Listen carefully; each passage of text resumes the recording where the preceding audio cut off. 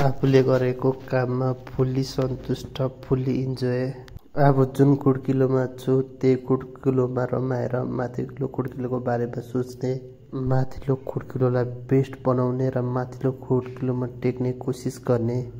मैले गर्न सकिनँ, मैले केही पनि गर्न सकिनँ भनेर टेन्सन लिनुको साटो आफूले के गर्न सकिन्छ हो त्यसमा फोकस गर्ने, पुरा ध्यान त्यसमा दिने, केही नयाँ भन्ने।